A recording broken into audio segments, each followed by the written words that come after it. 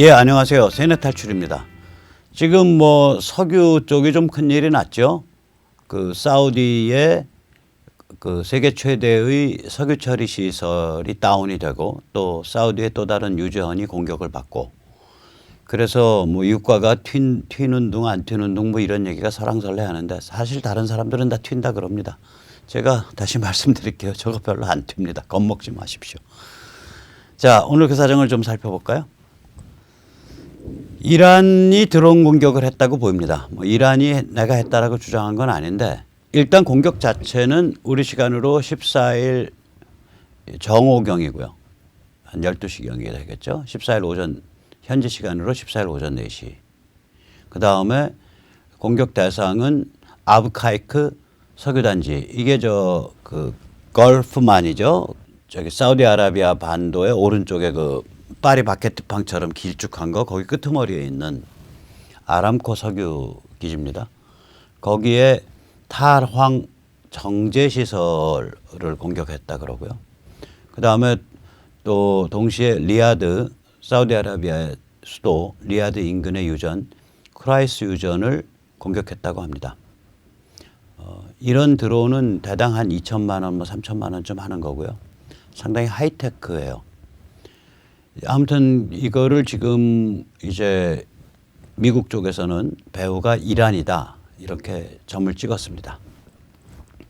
거두절미하고 이거 왜 공격했을까? 제 스토리는 이렇습니다. 그 세뇌 탈출에서 얘기했듯이 이번에 존 볼턴 해임이 의미하는 바는 뭐냐면 그 이란 문제를 고립시켜 가지고 장기화 시켜버리겠다는 뜻이에요. 섣부르게 군사작전 안 하고.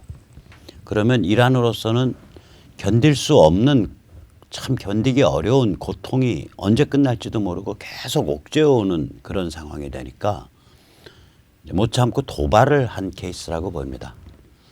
즉 다시 말해서 존 볼턴 해임은 존 볼턴은 이제 노선이 일단 뭐 군사력으로 침공해서 평정해버리자 뭐 이런 노선이거든요.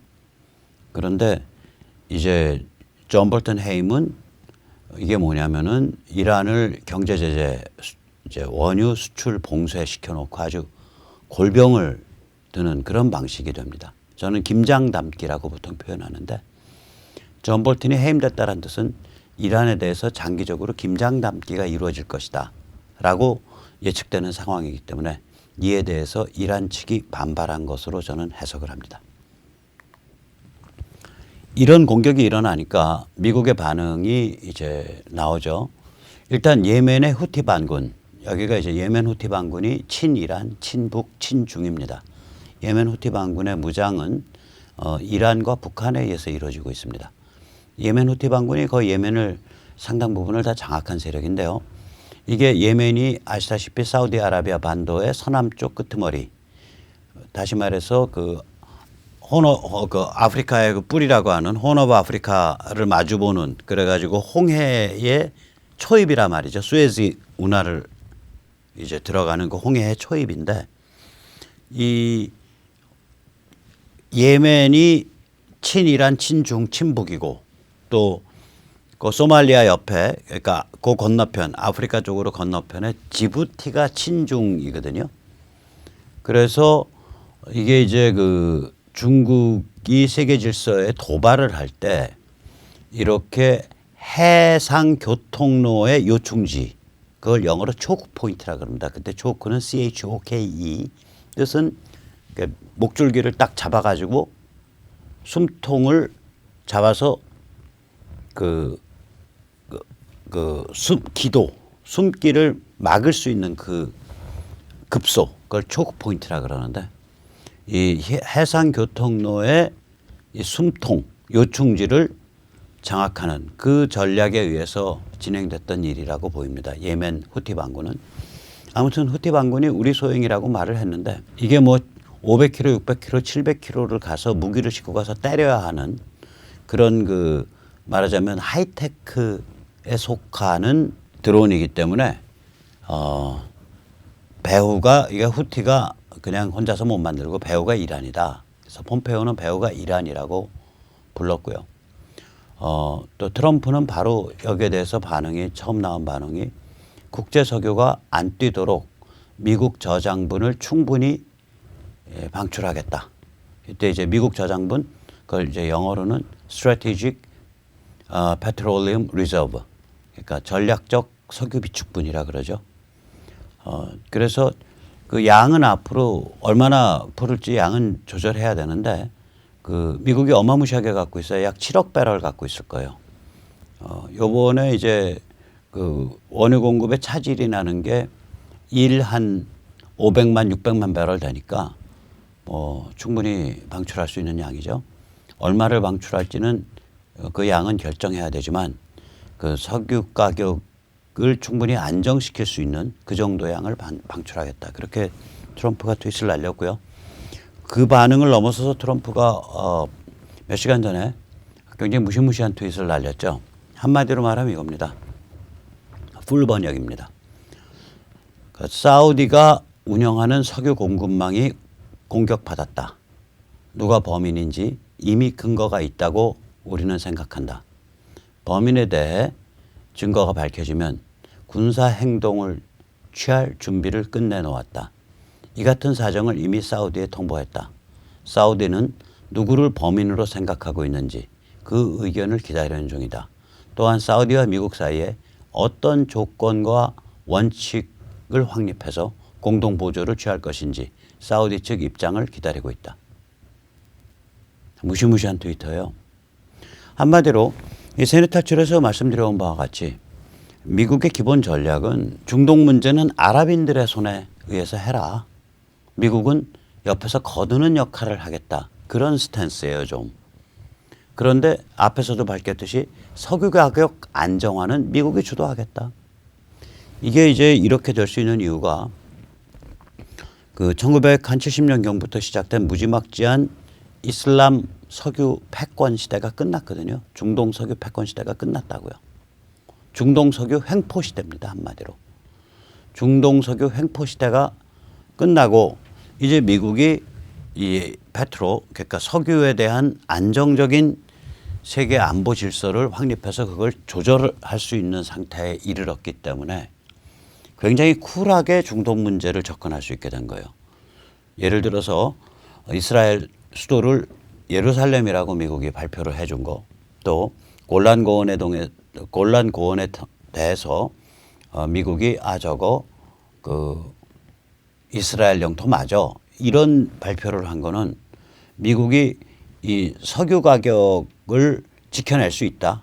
한마디로 이제 더 이상 중동 이슬람 석유 권력이 세계 석유 시장을 쥐락펴락하지 못한다. 이런 자신감이 있기 때문에 취한 조치거든요, 그게. 그러니까 한마디로 저기 중동 아랍 시끄럽잖아. 그럼 거기서 저기 사우디아라비아, 그다음에 유나이티드 아랍에미리트, 조르단 이런 데들이 좀 나서서 일을 해, 너희끼리. 그리고 우리가 옆에서 병풍 사줄게. 단 그 석유 가격이 중동 문제가 시끄러워져 가지고 석유 가격이 튈라 그래. 그럼 우리가 그 석유 가격이 천정부지로 안 솟게 그건 우리가 막는다.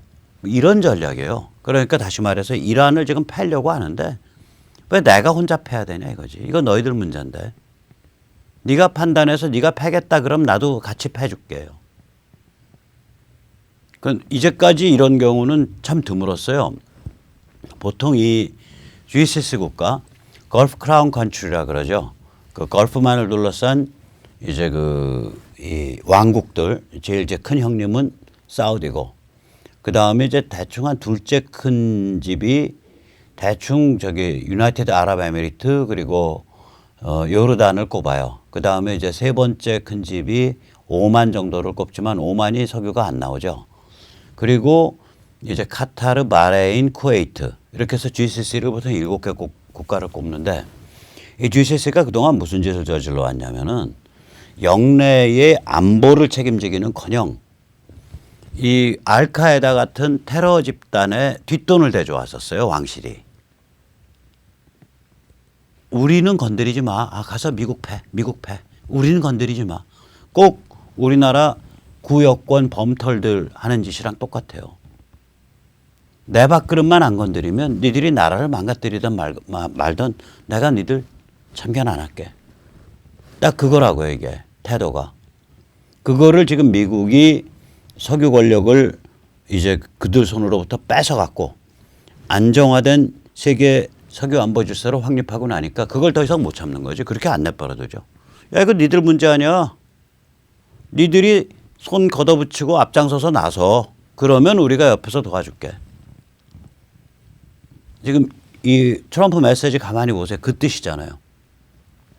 이게 미국이 셰일 혁명에 의해서 미국 주도의 굉장히 안정적인 또 굉장히 그 투명하게 시장 경제에서 결정되는 그러한 세계 에너지 안보 질서를 만들어냈기 때문에 가능한 그런 입장입니다. 자, 이 관점에서 한번 그럼 트럼프가 어떤 이 글로벌 전략을 지금 피고 있나 한번 보자고요. 제가 세뇌 탈출에서도 여러 번 반복했지만 의외로 제가 이렇게 밖에 나가서 얘기를 하다 보면 사람들이 이걸 잘 실감을 못 하더라고요. 그래서 다시 한번 또 강조합니다. 트럼프 전략은 한마디로 말하면 이겁니다. 중국과 한반도에 집중해라. 그리고 다른 지역 문제는 모두 개별 국가화, localize, 역내화, 지역 문제화, 그러니까 regionalize, localize and regionalize 이겁니다. 중국 한반도에 집중하고 다른 지역, 다른 문제들은 전부 개별 국가화 혹은 역내화 시켜라. 이게 트럼프 전략의 핵심이고 이 전략을 거슬러다가 날아간 사람이 틸러슨 국무장관, 맥마스터 백악관 안보보좌관, 요번에 볼턴 백악관 안보보좌관, 그리고 매티스 국방장관이 전부 이 전략 거슬리다가 날아간 거예요. 전부 옛날 버전이 뭐냐면 미국의 적은 제일 주적은 소련 및 소련을 승계한 러시아고 미국은 중동 이슬람을 상당히 의식해서 그걸 존중해서 받들어 모셔야 되고 그리고 서유럽을 제일 중요한 맹방으로 끌고 가야 되고 이게 미국을 몇 년을 지배한 거냐면 그중에 이제 중동 이슬람 빼면요. 나머지 이제 서유럽을 가장 중요한 맹방 그다음에 소련 및 러시아를 겨냥하는 거 이거는 1945년부터 지속된 트럼프 이전까지 약 70년 이상 지배한 그런 패러다임이고요. 그리고 그중에서 거기에 플러스 원 해서 이슬람 석유 권력을 상당히 존중해서 받들어 모시고 또 살아야 된다. 이거는 1970년경부터 미국을 지배한 한 50년 가까이 묵은 패러다임입니다. 그런데 이게 무서운 게 미국이 국방부의 군인 및 군속의 숫자가 300만 명이에요. 세계 최대의 조직입니다.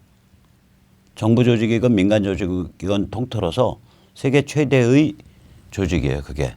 그다음에 미국의 국무성이요. 외교관만 10,000명이 넘어요. 그건 우리나라 외교관 수가 한 600명 되니까 거의 우리나라 외교관 수의 20배가 넘습니다. 거기다가 우리나라랑 달리 미국의 현지인 고용이 굉장히 많아요. 현지인 고용이 한 4만 명 될 거예요. 국무성 쪽에. 그러면 이게 무슨 얘기냐면 어마무시한 공룡화된 관료 조직이란 소리예요. 국무성이나 국방부 조직이라는 건. 다시 말해서 이렇게 그 공룡화된 관료 조직은요. 이런 성향을 띠어요. 대통령 트럼프 걔는 왔다가 가. 걔는 왔다가 가지. 뭐 글쎄 8년 하다가 하겠지. 하지만 우리 회사는 영원해. 왜 우리나라도 공무원들이 자기 부처를 회사라고 부르잖아요. 과천 가보세요. 혹은 여기 정부종합청사 뒤에 가보세요. 공무원들끼리 밥 먹으면서 우리 회사 하는 얘기 나오는데 가만히 듣다 보면 그 우리 회사가 자기 부처야. 그런 말하자면 공무원 근성이 있다고요. 그 관료조직 특유의. 그 관료조직 특유의 그 근성의 바탕을 해서 이렇게 조직이 크니까 그 관료조직 특유의 근성이 굉장히 뿌리가 깊다고요. 그런데 그 근성이 지난 예를 들어서 70년 동안 소련과 러시아가 넘버원 주적이고 서유럽이 맹방이고 이런 식으로 길들여져 왔고 또 지난 한 50년은 거기에 플러스해서 석유 중요하니까 이슬람과 중동의 석유 권력을 대충 존중하고 받들어 모시고 살아야지. 이게 기본으로 아예 뼈에 박혀 있는 거예요. 뼈에. 선후배 간 동료 간에 그런 패러다임을 한치도 못 벗어나서 살던 사람들이거든요. 이게 이제 트럼프 정부 들면서 퍽 하고 뒤집힌 거란 말이에요. 야, 그 러시아 뭐 이런 거 다 저기 그 그냥 관리하면 돼, 개별적으로. 러시아 걔들 좀 뭐 그 크리미아 반도 우리가 어떻게 그거 군사 행동 하겠냐? 크리미아에 사는 사람들이 전부 우크라이나 사람들이어서 우크라이나 사람들이 반러 정서가 강하다면 우리가 군사 행동을 하겠지만, 그 크리미아 세바스토폴 그 도시 같은데, 수도 같은데 보면 90%가 러시아인이고, 크리미아 반도 전체로 보면 7, 80%가 러시아인인데, 그걸 우리가 어떻게 바깥에서 교통 정리를 어떻게 해주냐? 적당히 러시아 좀 더 까불지 못하게 하고 다시 G8, 그게 2014년인가 그 크리미아 반도를 러시아가 점령했을 때 러시아를 쫓아냈거든요. G8에서. 그래서 지금 G7이 됐죠. 다시 러시아를 G8으로 받아들여야 돼. 이런 관점이에요. 그다음에 예를 들어서 야, 그 아프간 그 탈레반이랑 아프간 정부군이랑 내전 열심히 하라 그래. 우리 옆에서 좀 간접적으로 정부군 좀 도와주면 되지. 우리 한 10,000명 남아서. 그 대신에 우리가 직접적으로 탈레반이랑 뭐 많이 안 싸울 거야. 우리 공격 안 하면. 지들끼리 내전 하라 그래. 그 대신에 탈레반 너희 말이야. 아프간 바깥으로 테러 수출하거나 테러리스트 조직 지원하면 너희 죽을 줄 알아. 그리고 너희 바깥으로 말이야. 그 아편, 생아편 발면 그거는 우리가 소리 소문도 없이 생아편은 계속해서 정리해 들어갈 거야. 이제 헤로인의 원료. 이게 이제 그 탈레반과의 이제 그 평화협정 맺으려고 했던 평화협정의 골간이거든요. 아프간 내전화 시켜라. 그 우리가 어떻게 처음부터 끝까지 다 책임질래? 근데 그 내전이 바깥으로 특히 파키스탄 같은 데로 극단적 테러리스트, 이슬람 테러리스트로 지원돼 불똥 안 튀도록 그 버르장머리는 확실히 잡겠다. 그거 어겨? 반 죽여놓겠다 이거예요. 이런 식이라고 이게. 다시 말해서 이 트럼프의 중동 전략이 지금 어떤 거냐면 요번에 이제 그 존 볼턴이 쫓겨나게 된 게 미국의 군사력 사용은 최소화시키겠다. 그 대신에 현지의 동맹 사우디아라비아 같은 그걸 활용하겠다. 대신 미국은 석유 가격을 안정화시키겠다. 중동에서 뒤집히던 전쟁이 나든 말든 세계 석유 가격이 출렁거리지 않도록 하겠다. 그리고 이 석유 가격을 안정화시킨다는 건 뭐냐. 야, 이때까지 니들 까불던 힘이 어디서 나왔는데. 이란이 왜 까불었는데. 그리고 우리가 왜 그 치욕스럽게 PLO 같은 그 테러 집단을 준 국가 대접해서 모시고 살았는데. 바로 니들이 그 석유를 갖고 있기 때문이었잖아. 석유야말로 니들의 궁극적 무기였잖아. 그런데 니들에서 전쟁이 나든 말든 국제유가가 별로 출렁거리지 않는다. 그 얘기는 뭐냐. 니들의 궁극적 무기가 무력화됐다는 뜻이잖아. 오케이, 잘해들 보셔. 이거라고 지금. 즉 중동 문제를 개별 국가화 내지 영내화시킨 거예요. 영내화는 regionalize라고 부르고요. 개별 국가화는 localize라고 부릅니다. 이게 트럼프의 기본 전략이에요. 이 전략을 존 볼턴이 정면으로 어기고서 그 어기는 것까지도 좋은데 그걸 가지고 지 공이라고 바깥에서 떠들어 버리니까 이번에 내보낸 거거든요. 이 전략은 예멘, 시리아, 이란, 아프간에 모두 적용될 뿐만이 아니라 비슷한 전략을 러시아, 베네수엘라에도 적용하는 거예요. 즉 베네수엘라에 군부대 투입해서 미군이 전면적으로 베네수엘라를 평정해버리고 그리고 베네수엘라에 새로운 정부를 만든다. 미국 그런 짓 안 해요. 제가 보면 100% 안 합니다. 왜냐? 베네수엘라는 북한과 달라요. 여기는요. 북한은 미군이 접수해서 평정하면 북한 주민의 눈높이가 바로 대한민국에 맞춰져요. 베네수엘라는요. 사람들의 눈높이가 마약 카르텔과 그 마약이 운송돼서 움직이는 마약 운송로 비즈니스에 맞춰져 있고 미군이 접수해도 거기에 맞춰져 있는 거예요. 쉽게 극단적으로 말하면. 거기 그 베네수엘라, 콜롬비아 같은데 그 누구죠? 에스코바르. 그 콜롬비아 마약 카르텔 만든 놈이야 처음에. 그 코카인 마약 카르텔 만든 놈. 그 정치 마약 비즈니스인데 그렇게 해서 자기 주변, 자기 마을, 자기 도시에 돈 뿌려갖고 국회의원 했잖아요, 에스코바르. 국회의원을 했다고요. 그러다가 정치적으로 좌절되니까 야, 니들이 국가가 내가 애국자로서 미국에서부터 마약을 팔아갖고 그걸 사람들한테 다 마약을 수출해서 나 국제 비즈니스에서 수출 입국하고 있는데 그 수출 입국이 마약 수출 입국이에요. 니들 냄새나는 정치인들 위선자들이 나를 쌍놈으로 취급해. 니들 좀 죽어봐. 그래갖고 비행기 터뜨리고 길거리에서 총으로 쏴 죽이고 불 지르고 그래서 걔 때문에 마약 테러리즘이라는 말이 나왔어요. 나코 테러리즘. 그 베네수엘라는 콜롬비아 코케인 마약이 해상으로 빠져나가는 그 통로라고 이게. 사람들이 깊게 타락해 있기 때문에 이게 어떻게 들어가서 이걸 뭐 해볼 도리가 없는 거예요. 그래서 우리 저기 깡통 좌파 진보꼰대들이 저기 콜롬비아에 아니 그 베네수엘라에 뭐 차베스를 막 띄우길래 내가 야, 그 차베스 띄우려면 우리나라 옆에 나라가 세계적인 열대우림의 코케인 산지가 먼저 돼야 되는데 코케인 산지가 없는데 어떻게 우리나라가 차베스 같은 놈이 어떻게 나오냐고. 못 나와요.